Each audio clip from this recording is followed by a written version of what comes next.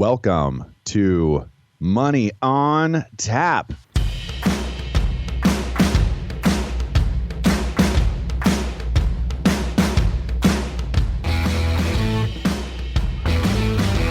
Money on Tap, your personal finance headquarters, where we bring out the professionals' experience and some fun in what we call three-dimensional investing, utilizing insurance, brokerage, and fee-based planning.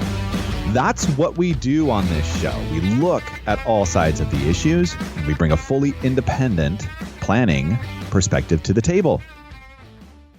Welcome back. You are listening to Money on Tap. This is your personal finance headquarters. My name's Seth Krussman. And I'm Ben Brayshaw. We are glad to have you aboard for the ride today. Hey, we are going to be talking about personal finance, your finance, things that you need to be paying attention to in your personal finance journey. And it's from the perspective of a couple of guys that this is what we do. We're financial planners, and we're independent financial planners.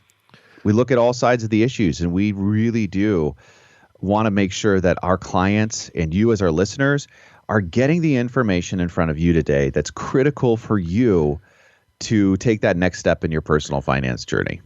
Yeah, and I think, Seth, a lot of people don't know, just being a financial planner, and they don't understand, the fiduciary level of oversight that we have to apply, and people are looking for fiduciaries in their life and to help them through this time. That's a big, huge red topic word.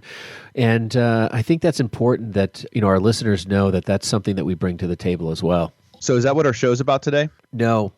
Our show has a lot about scams in it today, Seth. The thing about our show today I'm very excited about, and I wasn't originally excited, but I got excited the more I did it. But the IRS came out with a list of scams, and we went through that, and we've broken out a number of them for you. And we have 9 scams you need to be aware of in 2020 here that may or may not be an impact for you during this difficult time of Corona. Yeah, if you have a phone number, which, by the way, we have a phone number, which is 855-226-8551. Sometimes we need a reminder like that, oh, yeah, we got to get that out there for you so that you can give us a call and have a conversation with you about what's going on in your financial world and how we can help you. That's a priority for us. But if you have a phone number, guess what? You probably are going to be very familiar with the content that we're going to talk about today, because so much of what is happening in scams, in the world of scams, happens over the phone, and it happens through robocalls. It happens all the time. And anyway, so you're a part of the conversation today, and we're glad to have you. Before we get going in that direction, which is where we plan to land the plane today, we're going to talk about money in the news.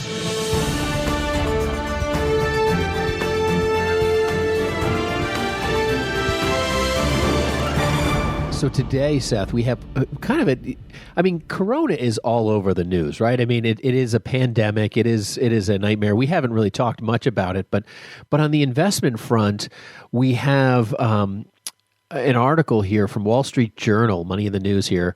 Pfizer BioNTech get $1.95 billion, that's B as in boy, COVID-19 vaccine orders. Money, that's $1.95 billion for orders from the U.S. government. I know. It's like, I was going to say, it's not $1.95 billion orders themselves. It's money to purchase.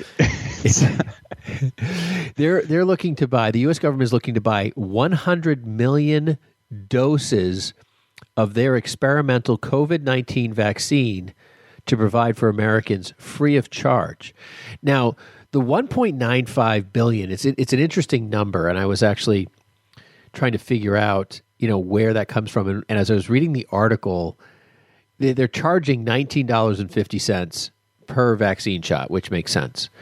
Oh, I haven't even broken out the calculator on that. I guess you don't really need to, because 1.95. Yeah, 19. Yeah, gotcha. So 100 million doses they want to buy. Now, we have 320 or 30 or 40 million Americans in this country.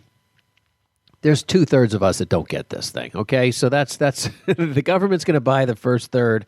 The rest of it's all on you. I'm just kidding, of course. But the COVID vaccine is $19.50 a shot that the government's paying for, and that's interesting because it's very similar to the price of a flu shot. I was actually surprised by that. I figured it would be that was $19 more than a flu shot. I thought maybe a flu shot was 50 cents. I didn't know. Yeah. The last time I sat down and took a look at that data, never. So, yeah, we've never looked at vaccine data before like this. So what's interesting though is the vaccine data goes on. Okay, they're basically Pfizer, Moderna, all these companies are racing for this, this race to find the vaccine. Everyone knows about this. Every one of our listeners knows about this. What a lot of people don't know is that once this thing is approved, it will be the first RNA approved vaccine in history. And this is what makes this a gigantic story. Okay, what people don't realize is that we have never manipulated or altered anyone's RNA to ever accomplish a vaccine at all. It's never been done this way. So corona is a virus of some sort that a traditional vaccine method is not something that can work. And they've discovered that from working with SARS and MERS and trying to come up with a vaccine like that the only success they've ever had was with RNA manipulation. Now, there's 100 million vaccine shots out there, and they're racing to get this thing to the market. I'm not going to be first in line. Sorry, Pfizer. I'm okay being the second 2/3, maybe. But from that standpoint, if you're going to manipulate my RNA, you've never done it before. I'm not exactly of the person that's likely to die of this. I'm not going to be running out to get this thing. But there are a lot of people that are signing up to do this. There was a 30,000 person study done, and they've come up with some pretty interesting T-cell results. And so if this thing gets approved, Pfizer's going to get a ton of money. Yeah, so some of the other companies here that they're seeding money towards is what it looks like, really. It includes a $1.2 billion deal with AstraZeneca for 300 million doses of a vaccine developed by University of Oxford. A $1.6 billion agreement with Novavax will fund clinical studies of its experimental vaccine to establish a large-scale manufacturing of doses.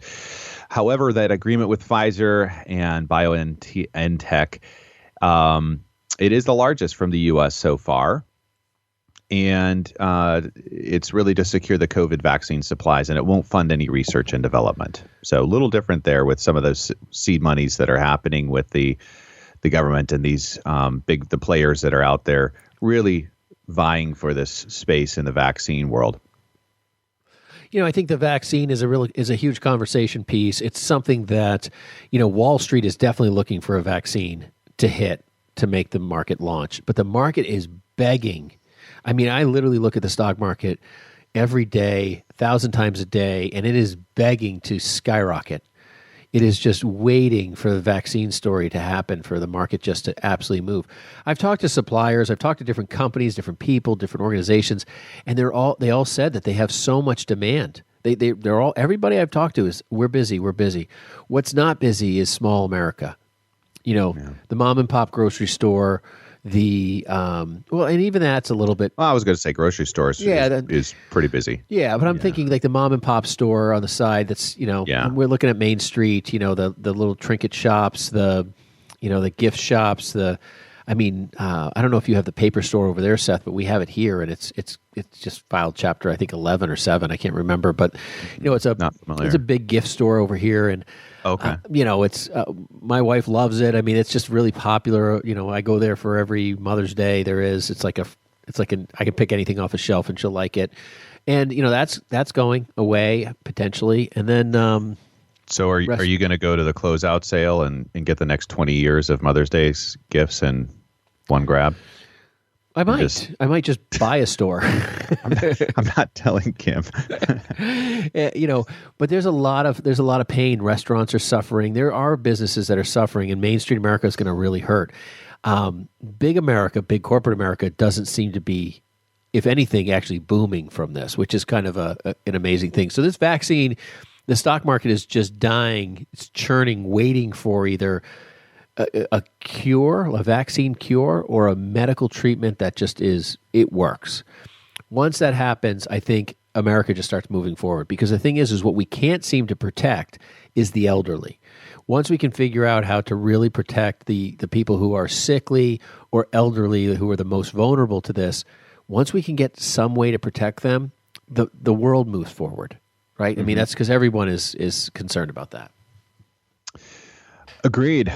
It is on our thoughts, our prayers, and it's encouraging, I think, to see that this is 30,000 people that are lined up to kind of be the test group at the end of the month.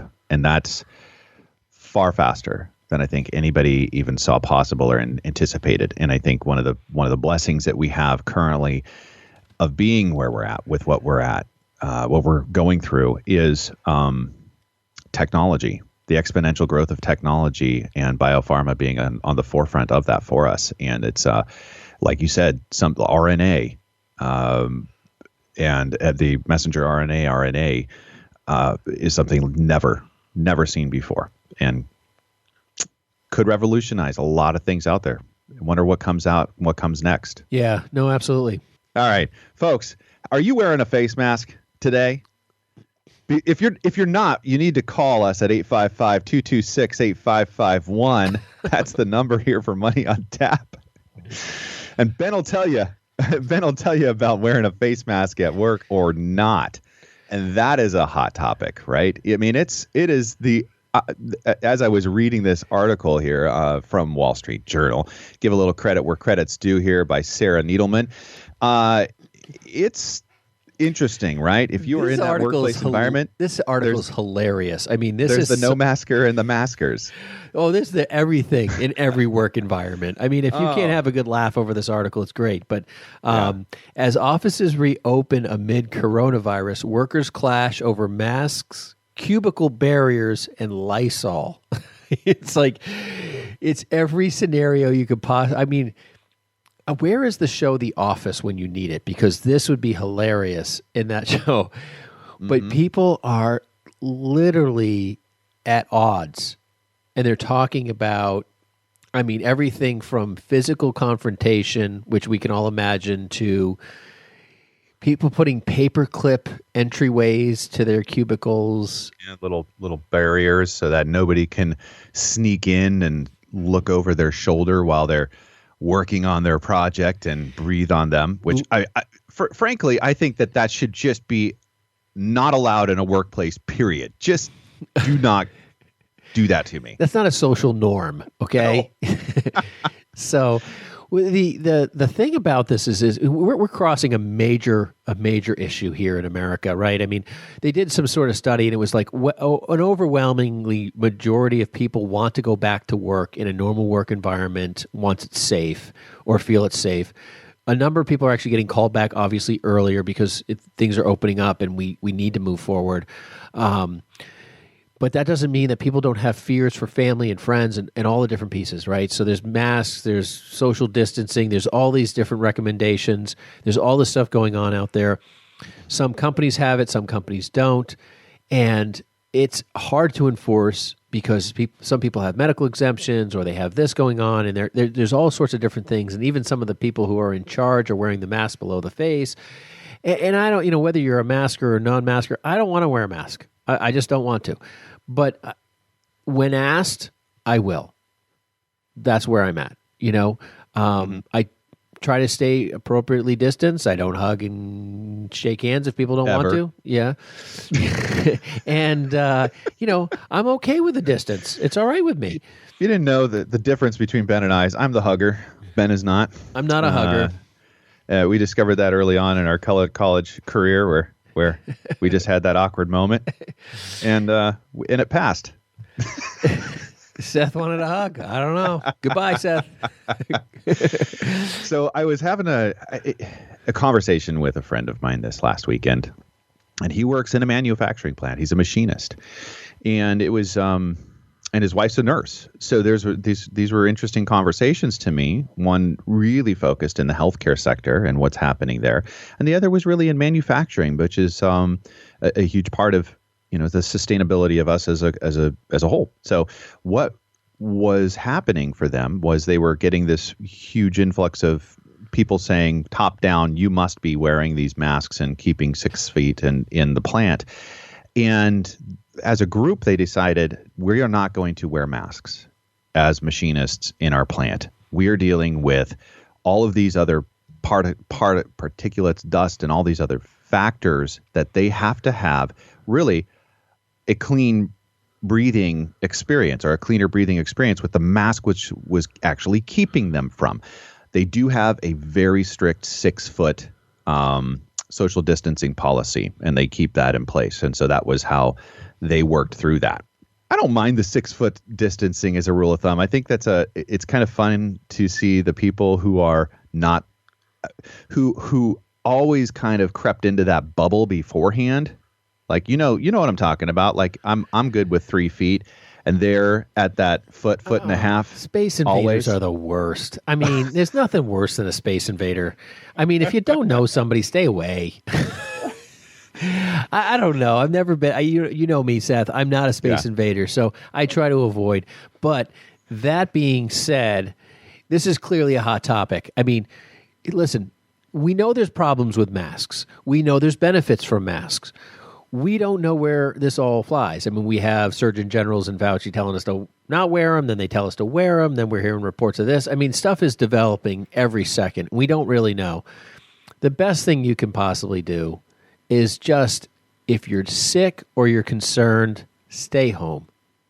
That's honestly, if you're really in fear, that's my best recommendation. Otherwise, you're taking a risk. You don't know. I mean, they say it's now rarely transferable, via touching things. It used to be that it was like it wouldn't go away for 7 days. I mean, it's, we just don't even know what we don't know.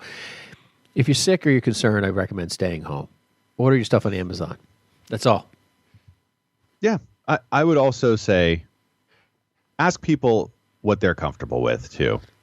I think everybody having this empathy towards the other person, if you have a situation that you're dealing with, just recognize that and be understanding towards other people's needs, and do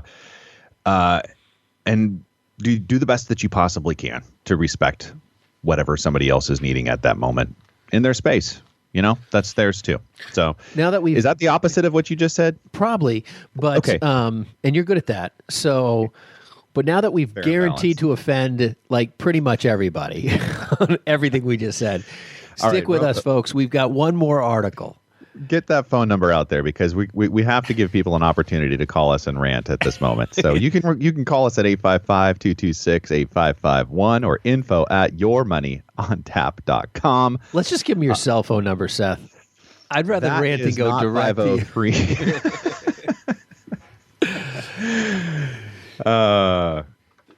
Good stuff. What's next? Send your complaint email, Seth. Send your complaint email to Seth@BrayshawFinancial.com. That's his email address.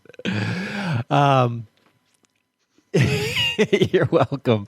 Okay, so our last article to get off of COVID, S&P 500 sends bullish technical signal with Golden Cross. This is a big deal. This is a big deal. If you don't know what we're talking about, listen up. The S&P 500 is sending the signal that has basically marked the end of every bear market in modern history. Mm-hmm. What that is that's when the benchmark of the 50-day moving average crosses over the 200-day moving average. And last week it happened. So what do we mean by that? Okay, so Golden Cross. You guys talking about your crosses all the time and putting them in gold or silver. Who cares? So the The 50-day moving average is exactly that. When you take a look at any kind of a benchmark or an index, right, there are averages that you can create. 50-day moving average is going to move more quickly because of the shortness or that period of measurement in that average versus a 200-day. And if you take a look at you can pull up these moving averages and just Google it if you want to take a look at the charts that are out there and kind of see what is this golden cross, how does it work, or what is it?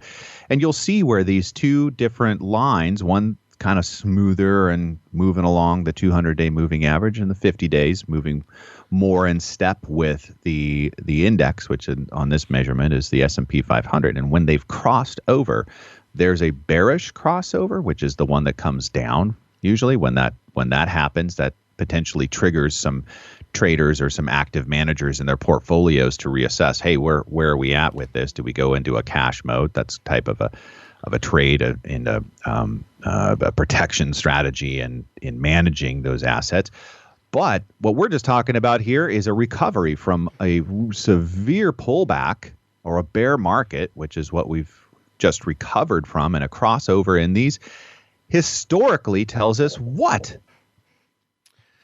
Well, it tells us it's the end. It's the end of a bad news day. When the market crashes like it did, when this crossover happens, it's usually saying that we have anywhere from a 12 to an 18-month bull run ahead, which is interesting because I really do feel like the market wants to catapult. Not because, there are pending orders, there's all sorts of different things, but our government just influxed $5 trillion of stimulus between the Fed and the U.S. government. It's just crazy how much stimulus there is out there. And that money's going to go somewhere. People are going to do something with it. And we're talking about big dollars. Big dollars. And that's going to cause some level of inflation. A lot of that money's not going to get paid back. That's going to potentially be something that's going to be on the books as more debt and potentially more tax issues to deal with in the future. But this golden cross is something that literally every time has been the end of the bad news days and the beginning of forward progress. So do you put all of your ducks in eggs in this basket? Or I was going to say ducks in this basket, but I don't think that's the expression. I'm going to probably say from a compliance perspective, the answer probably should be no. Sure. So we wouldn't put a ton of faith in a golden cross by itself, right? It's just a signal out there. What is it why are we saying that this is potentially significant? The biggest reason for the optimism here is that it has reversed what had been a very negative medium versus long-term trend. And that has led to big gains over the next 6 to 12 months every time over the last 70 years, if you take a look at that research. Okay, so what happened is of note, right, is that when that crossover happened, that 50-day moving average dipped more than 9% below the 200-day average. Okay, so sometimes we've had these conversations around markets and what's happened in markets and historically where we're at with the market, and I liken it to a rubber band of sort, right? There's some elasticity that's happened, especially when you talk about where the indexes are at currently in comparison to where they were at 20, 30 years ago, right? The numbers are just that much larger. So when the market has moved in the last several years, take the 2018, 2019 sequence in the market there, it was dramatic. And when it moved back in a similar fashion. It was dramatic. And so that's where we kind of take a look at the elasticity or the recent elasticity of the market and how quickly it's moved down or up.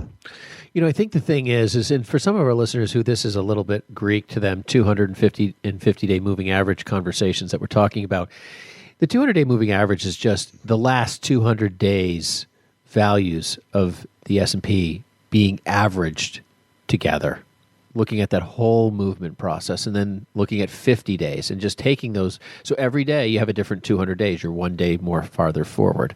And we're constantly looking at that moving dot, that instantaneous dot that creates each day of the past 200 days. And they're looking at the 50 days. And that that is really something that a lot of technical analysis is actually being based off of by a lot of very, big managed money companies. And this is something that will probably institute additional buys and probably some forward market movement just by its own trigger itself. But again, Seth, you're right. It doesn't necessarily mean that this is a buy, but people who are looking like for that kind of computerized, kind of technical investment strategy, this would be a big trigger. And that's why we bring this to you today. Yeah. Some people in the management styles are very rules-based. Okay. That means that if X happens, then Y happens, and that's one of these things that could be considered. It's fun for us to talk about, at least, right? And I love this stuff. It's great. And if you want to talk to Ben about it, you can reach him at 855-226-8551 or info@yourmoneyontap.com. He thought I was going to give you his cell phone number, but that's all right. You call me personally and I'll give it to you. You can also reach us at info@yourmoneyontap.com. What are we going to be talking about next? We are going to be talking about the IRS's recently published tax scams, or the scams that are out there. And IRS has been incorporated in a lot of these, and they're letting us know, hey, this is what's going on out there, and trust us, we know that you have been a part of those as well, because everybody has if you got a phone number. It almost sounded like you said the IRS was a scam, which I think some of our listeners would actually agree with. Oh boy, that was a no comment from me. We'll be right back. You're listening to Money on Tap. Don't go anywhere. Hi, my name is Seth Krussman, partner with Brayshaw Financial Group and one of the co-hosts of Money on Tap. One of the biggest concerns and largest expenses people face today is taxes. Without thoughtful planning, taxes can destroy future retirement dollars, eliminating the possibility of a timely retirement or dreams of what you want retirement to look like. If you're like most people, you're getting closer and closer to retirement, and you may be wondering if you're taking the right steps. Will my income be enough? Will rising taxes force me to give up my dreams? How does inflation factor into all of this? These are real concerns, and you're not alone. Putting a plan around your financial future is what we do. If you have questions when it comes to your financial security, and if you're looking for a personalized solution, contact us at Brayshaw Financial Group, 855-226-8551. It's time for you to start getting answers to your questions. Headquartered in Bedford, New Hampshire, Brayshaw Financial has offices across the country. We'd love the opportunity to show you how we can help. There's absolutely no cost or obligation to meet with us. Call us at 855-226-8551. 855-226-8551. Now back to Money on Tap with Ben and Seth. Welcome back. You are listening to Money on Tap. You can reach us at 855-226-8551 or email at yourmoneyontap.com. We're talking about tax scams. Tax scams. Let me ask you a question. Have you ever clicked on an email and before you knew it, you were carried away into the ethos of the web and some site that before you really knew what was going on, just kind of, instinctive, hey, yeah, I need to take a look at this. I should probably see what's going on over here. Before you knew it, you're in some site that is asking you for some personal financial information. And all of a sudden your alarms go off in the back that say, oh my gosh, I'm not where I'm supposed to be or where I thought I would be, right? I think I've had that experience, as a matter of fact, and then there's the fear that comes alongside of that, where you're watching and monitoring your bank accounts or your social media accounts or whatever's out there with your information on it, wondering who's emailing all of your friends or acquaintances with dire straits emails telling them that you're locked up in a jail in Antarctica and need $50,000 to get out. So sounds personal there, Seth. Oh my gosh, it's the book that I'm writing right now. So not really, but anyways, there's these experiences. I think if you know anybody that has an email address or has a social media account, they've probably had something that's similar to this. Okay, so with that information, right, we're gonna uncover the 2020 board of top scams right now. Yeah, Seth, we've got 9 scam items that if you're listening, and everyone should listen clear because these are solid. These are issues that exist. Like the IRS felt it important enough to publish it. It's something we should be listening to because this is not to their benefit necessarily of the publishing other than to let buyer beware, listener beware. So number 1, and I think probably the one that we're probably the most familiar with is social media scamming. I mean, I think we've all seen some level of social media. If you're on social media, you've seen scams and so forth. With the social media scamming, probably the most current one is the COVID, by tricking people to, do something regarding it. Social media is they'll have a picture or an ad or something, help somebody. It'll be something along those lines.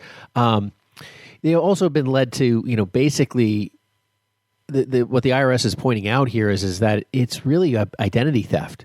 That's really their number one issue is trying to grab your identity and everything that is the core of what they're trying to do. Yeah, there may not be an outcome just from the social media scam immediately, right? The goal usually is kind of a multi-tiered or a layered type of a scam, and the end goal is to get as much of your information as possible, right? That they can then turn into, some other outcome down the road, like which is the ultimate of the payoff here. And I'm thinking of somebody direct messaged me, right? Not somebody that I talk to on social media or frequently, but all of a sudden I've got this message that pops up. But someone you might trust, somebody you think you trust. Yeah. And I'm like, oh, hey, well, it's good to hear from you. Yeah. And and this has happened, as a matter of fact, this has happened on a couple of different social media platforms to me where they were direct messaging me and I had to stop what I was doing because I first of all, I'm a pretty social, talkative, polite person. If you're reaching out to say hi to me, unless your name's Ben Brayshaw, I might have a conversation with you. And so, but the conversation was so kind of vanilla, like not really going anywhere. I said, hey, this is my protection for myself, is just to make sure that I wasn't being rude. I just said, hey, could you tell me the last time or where we met? Something that both of us would know, right? And that was an immediate shutdown to the conversation. Clearly, it wasn't the person on the other end. It was somebody that they had gotten hacked or whatever, and that was an attempt right there to go ahead and get information from me, and it really did look very legitimate. So, and it was kind of it was not something that posed an immediate threat to me, but it was the process of building that towards that end where it could land like that. So yeah, no, that's definitely one of those things that's out there. And then number 2 that we have here is just the IRS phishing that happens through email, which is in the same. I went fishing this week. You did, great. Good. And the concept that you're getting email. I mean, we get emails all the time looking for information and so forth, but people will reach out as if they're the IRS and ask taxpayers for information about refunds or impact payments or something along those lines. And there's a link to click on and so forth. And it will eventually ask you to put in your social to confirm it's you and so forth. The IRS doesn't do this. The IRS will send a letter and you will call them. That's how it works. Mm-hmm. And there'll be things like the IRS is doing criminal investigations, and they won't do that. They just don't do that. And so these emails that you get are not IRS ever. Yeah, And they are using letters as well, so be cautious in that, right? That these letters are out there. It's not just an email, but absolutely where you're getting a direct communication from the IRS. That should be, first of all, yeah, you should pay attention and be cautious, but be cautious, right? Build in some kind of safeguards for yourself in that process. Go directly to the IRS website. Call them directly. Yeah, if you have information, if you have something going on and you're not sure if it's even real or not real, I mean, you can reach out to us. I mean, you could give us a call, and that number is 855-226-8551. This is one of those things where, if you're just sitting there and saying, I keep getting this email, I'm not sure if it's real or not. I mean, let us take a look. Maybe we can help you figure it out. And what's really, I think the thing, Seth, number 3, that probably irks me the most right now, especially with all that's going on, is these fake charities. I think it's just such a nasty thing to do. It's just almost unhuman. But basically, criminals just exploit natural disasters and the COVID pandemic, creating fake charities. Click on here, donate to this, help the people of this city or the hospital workers. I mean, not that those types of things are not good things, but the scamming around that is just horrific. And so if you're ever going to donate to a charity, and I think we've chatted about this in the past, go online. If someone calls you about a charity to give to, ask them for a website, ask them for a phone number to call back on. If they're not willing to do that stuff or they seem, questionable about that, that should be a big red flag. You should instantly be able to be directed to a real website. You should be able to determine whether they're a legitimate, tax-exempt 501c3 organization. You should be able to find those IRS filed documents on their website. Those things should all be available for you. There's a search tool on irs.gov.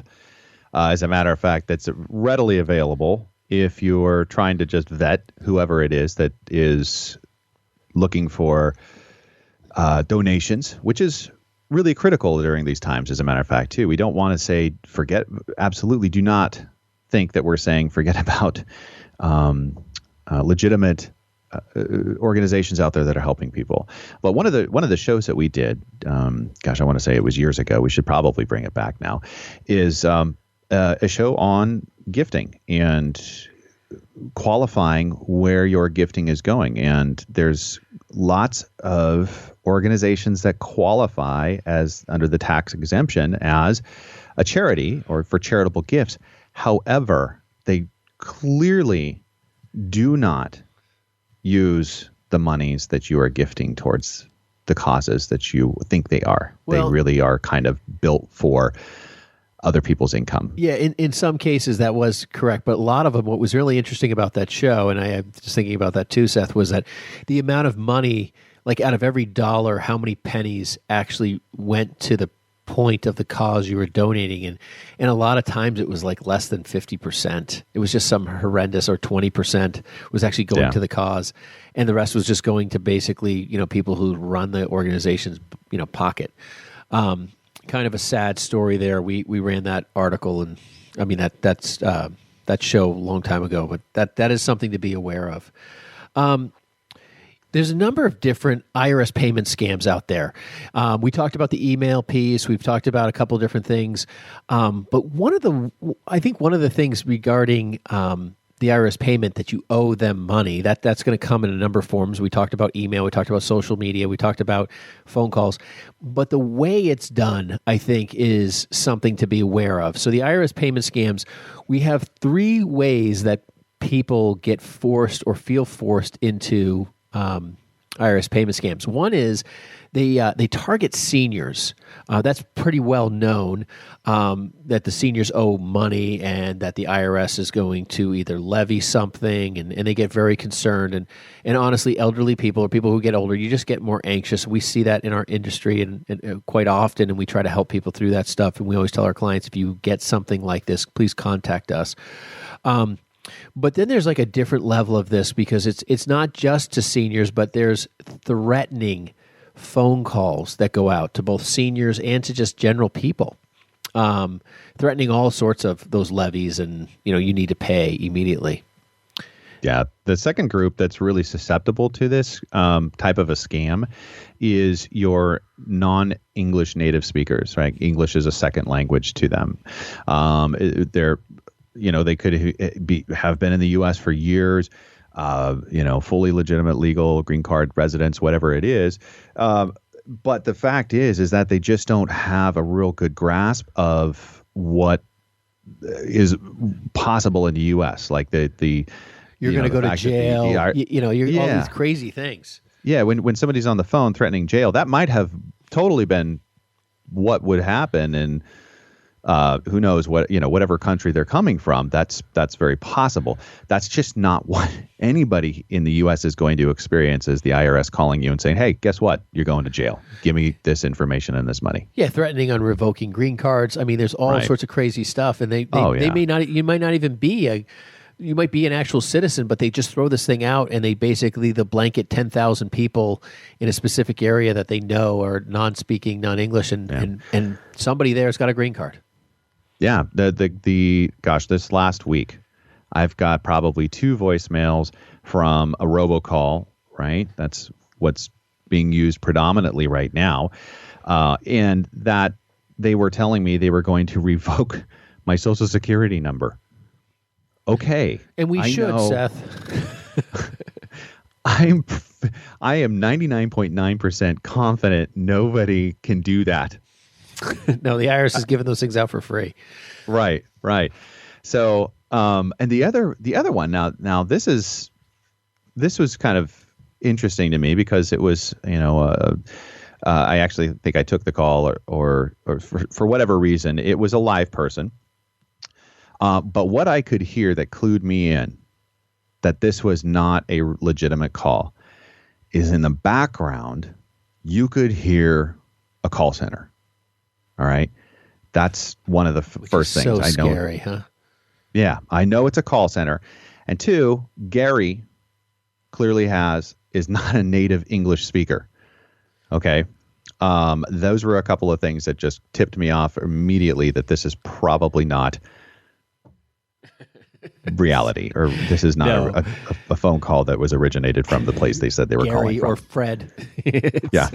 I think the third thing was it was a Las Vegas number. I don't know. Yeah, right. All right, number five. This one is really kind of disturbing because this is something that can be really easily done by almost anybody. But people who do tax returns, there are people who do fraudulent tax returns, and they will unscrupulously rip apart your tax return, okay, file it with their bank information to have your refund sent to you, and then send you a tax return that shows that you broke even or didn't owe anything. And that's really scary. And they're caught every year. There's a number of different tax preparers that are caught on a regular basis. But the IRS said that this is becoming more and more an issue and something you should be aware of. So when you're trying to get your taxes done really cheap, it's kind of like, wow, you could really get taken advantage of, and something to be a problem. We're going to take a quick break. You are listening to the top of the tax scams that are going on right now in 2020. So when we get back, we will have more for you. You're listening to Money on Tap. You can reach us at 855-226-8551 or info@yourmoneyontap.com. Hi, my name is Ben Brayshaw, one of the co-hosts of Money on Tap. If you have questions when it comes to your retirement and are looking for a personalized solution, contact us at Brayshaw Financial Group. In today's volatile stock market, we can help you plan to find your successful retirement solution. Am I saving enough? Am I saving into the right places? Do my investments match my appetite for risk? Do I have a tax strategy that is going to help me keep more of what I earn? How can I maximize my Social Security income? If you are like most people, you are getting closer and closer to your retirement and may be wondering if you're taking the right steps. If you're in retirement, you may be wondering, am I maximizing my income while preserving my estate and caring for my family? We talk about all things financial in what we call three-dimensional investing, putting a plan around your financial future. If you feel that now is the time to start getting the answers to some of these questions for your own situation, give us a call at Brayshaw Financial Group at 855-226-8551. Headquartered in Bedford, New Hampshire, we have offices throughout New England and across the country. We would love the opportunity to show you how we can help. There's absolutely no cost or obligation just to meet with us, and we welcome you to our office. Call us at 855-226-8551. Now back to Money on Tap with Ben and Seth. Welcome back. You're listening to Money on Tap. You can reach us at 855-226-8551 or info@yourmoneyontap.com. Now, we are talking about and going to land this plane with the finalists of our list here for the 2020 tax scams that you need to be aware of. Tax scams? Are they all tax scams? You know what? They're just scams. A lot of them are from the IRS. It's funny, though. They listed in the top 20 scams, and they said they were tax, but they're not all tax. But they do all have a tax lien, potentially, that they could be used for. But number 6 here, okay, is the tax debt resolution companies. The kind of the offer and compromise. You know, you owe money to the IRS, and you're trying to find somebody to help you get through that and stuff. And these companies say, "Oh, we can help settle your debt for half of the money." I mean, everyone's heard those stupid commercials. Or we settled hundreds of thousands of dollars for $10,000. Well, the fees inside these things are a scam in themselves. I mean, some of the stuff they charge, and then they don't even potentially get it done, or they can't do anything on top of it, is really a major problem, and something the IRS is pushing hard to address. Now, I don't know if that's self-seeking on their part or not. If I were to say, hey, listen, look at the other side, maybe they're doing too much compromising and they want to tell you these are scams. There are probably good ones out there, but essentially we're just telling you, buyer beware. Yeah. So fake payments with basically a repayment demand. Okay. So how is this working? This is interesting, Seth. I was reading this and I was kind of like, wow, this takes a lot of work. Yeah. And you know where this all originated from, though? No. This originated from the first one that we were talking about, right? They got your information somehow, either through social media or whatever, however they got your information. It has been an accumulation of a process, and this is where this is starting to land, is ultimately they are going to steal or obtain your personal data, social security number, all that stuff's factored in.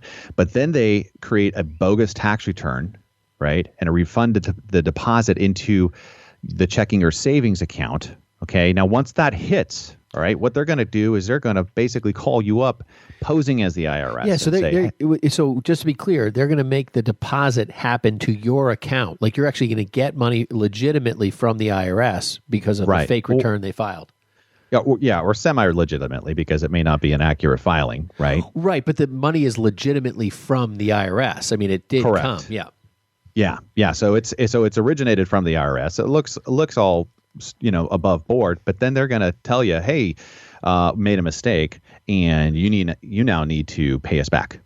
Okay, and this is how we want that payment, which this is the big trigger for me, is that they want you to buy specific like cards, right? Like Macy's cards. Yeah, which to me would be kind of like, why wouldn't that be a trigger for somebody? There's got to be a better way to do that. I mean, I'm not into this, but I mean, if someone called me and said, hey, listen, I'm from the IRS. We overpaid you accidentally. I need you to send me gift cards. Like the IRS doesn't take gift cards. That's the only breakdown in this. But it is really interesting that people are actually this is a nightmare. I mean, can you imagine someone filing a fake tax return on you? That's horrible. Yeah. So payroll, right? Or an HR scam. Okay. So this is a heads up out there if you're an employer, tax professional, or the taxpayer. Basically guard against this. This is, again, a phishing scam, but the purpose of it is to obtain W-2s and other tax information. Okay, so once those things are obtained, then they'll go ahead and they'll continue on with another one of the scams that we've already talked about. But really it's, or again, they will request these cards to be purchased with those monies. Still don't understand how how somebody would ever purchase a gift card in various denominations. But well, I think it's kind of interesting that people are like getting, I mean, and then this was kind of brought up because of all COVID. I mean, everyone's working remotely. Hey, listen, I got to change my banking information with HR. I change my bank. They send them new documents, and boom, all of a sudden, they're getting someone else's paycheck deposited to their bank. Kind of an interesting story. And here's the last, but potentially not the least, because it feels like we could probably turn around and do another show on this next week with how quickly these move. But this is it. Ransomware. If you're not familiar with what this looks like and how this works, pay attention, okay? You go ahead and you click on that email, right? You see some email, it's telling you, hey, we need this information. This is critical. You click on this, and somehow you are now targeted, or you're sent over to a network server, all right? And malware is loaded onto your computer in that process, okay? Or somehow ultimately you've taken an action usually of clicking on an email, going to a website, submitting something that authorizes the malware access to your computer, downloaded some bogus software that's supposed to do whatever it is that you want to happen, that you didn't go and vet that source or that platform as a legitimate software. It now owns your computer, and it shuts down your ability to do anything from that computer without paying up. And these are substantial sums that they're going to be looking for, $10,000 or more for you to just get the access to your computer. Now, I was shocked at how many people I know personally that have had this experience. And if you've been locked out of your ability to work, to have access to, accounts that you may have there, or other people's information that maybe they be there, it is a big part of what we protect ourselves and our clients from, with multiple layers of protection. But you as a consumer do not have that at your fingertips, or more than likely don't. So it is up to you to be incredibly cautious with what it is that you're doing online and what emails you're clicking, so that nobody has the ability to take over your computer. That's a long list of scams. And I think there's a lot of people who probably are listening who have been scammed. If you're one of them, we're sorry to hear that. And if you feel like you are being scammed or have been scammed and you're not even sure how to figure it out, or if you're needing help, just give us a call at 855-226-8551. We're here to help. You can also email us at info@yourmoneyontap.com. That's info@yourmoneyontap.com. That number again, 855-226-8551. Now, Seth, I'm excited about next week's show. I was going to say the same thing. Go ahead. No, that's not very fair and balanced. If we're both excited about it, one of us got to be. No, it's great. We're going to be talking about our favorite index of them all, the S&P 500, and it's going to surprise you. What in the world is under the hood? What is this S&P 500 thing? What does it mean to me? What do I care? I like it. Is that exciting? Well, I think what's really going to be interesting is the breakdown of all the risks people have no idea about. Yeah. The little drama in there. Going to bake in a little bit of drama in there. Hey, it's fun. It's fun, you guys, and we appreciate you hanging out with us here today, and all the contact information that you've written down. Give us a call. We can't wait to have a conversation with you and help you figure out and understand and feel confident about your next step. It's all about you. It's all about you taking that step and doing it with confidence. Thanks for joining us today. You've been listening to Money on Tap. You can reach us at 855-226-8551 or info@yourmoneyontap.com. Also, we're in a podcast. You can find us at any of the podcast venues out there. We appreciate the likes and the listens. We're also at Facebook at /3D Investing and Twitter at BFG_LLC. We appreciate you joining us here today, and we hope you make it a great day and a great life. Thanks for joining us with Money on Tap. The views expressed are not necessarily the opinion of this radio station and should not be construed directly or indirectly as an offer to buy or sell any securities mentioned herein. Investing is subject to risks, including loss of principal invested. No strategy, product, material, or tool mentioned can assure a profit nor protect against loss. Please note that individual situations can vary. Therefore, the information, products, materials, or tools mentioned should be relied upon when coordinated with individual professional advice. Past performance is not a guarantee of future results. This show may be subsidized in whole or in part by a product sponsor or issuer. Securities and advisory services offered through SagePoint Financial Incorporated, member FINRA SIPC, and a registered investment advisor. All other services offered through Brayshaw Financial Group LLC are independent of SagePoint Financial. SagePoint Financial and Brayshaw Financial Group do not provide tax or legal advice. Main office is located at 116 South River Road, Bedford, New Hampshire, 03110, and can be reached at toll-free 855-226-8551. Well, bye.